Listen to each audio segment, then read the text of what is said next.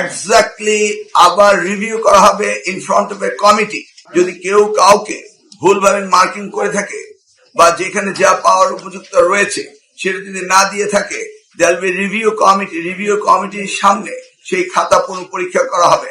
Exactly প্রত্যেকটি ছাত্রছাত্রী যা প্রাপ্য তা তাকে দিতে হবে। 2026 সালে এসএসসি দাখিল, ভোকেশনাল দাখিল, টেকনিক্যাল দাখিল পরীক্ষা শুরু হয়েছিল 21 এপ্রিল 2026 এবং যথাসময় 20 মে 2026 পরীক্ষা সমাপ্ত হয়েছে।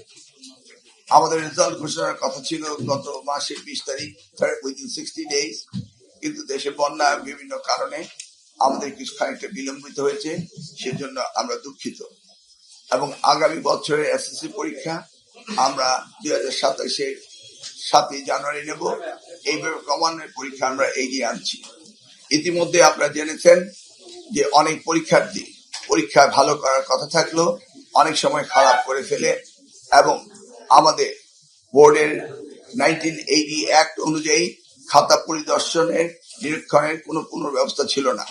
বর্তমানে আমরা এই 1980 পাবলিক পরীক্ষা অ্যাক্টকে পরিবর্তন করেছি এবং যে সমস্ত ছাত্রছাত্রীরা তাদের খাতা পুনঃপরীক্ষার জন্য আবেদন করবেন তাদের সম্পূর্ণ খাতা পুনঃপরীক্ষণ করা হবে এবং কোথাও যদি কোন ভুল ত্রুটি হয়ে থাকে সেগুলি পুনরায় ব্যবস্থা নেওয়া হবে।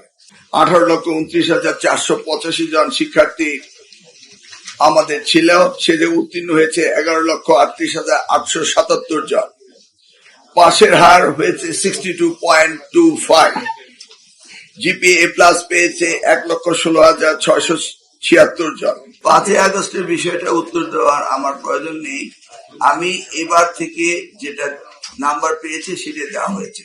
শুধু নতুন সুবিধা যেটা হয়েছে, আগে পদ্ধতি ছিল যদি কোনো স্টুডেন্ট রি এক্সামিন করতো তাহলে শুধু টেবুলেশন শিটটা দেখা হতো, সত্যিকার অর্থে ওই শিক্ষার্থী খাতা পাল্টিয়ে গিয়েছে কিনা এবং শিক্ষক যথাযথ নাম্বার দিয়েছে কিনা এই পুনঃপরীক্ষা করার ব্যবস্থাটি ছিল না। এবার আমরা আইনগতভাবে পরিবর্তন এনে সেই ব্যবস্থাটি রেখেছি যে প্রত্যেকটি শিক্ষার্থী তার খাতা পুনঃপরীক্ষা করার সুযোগ দেওয়া হয়েছে। সেই ক্ষেত্রে কোনো মানবিক বিষয় নেই।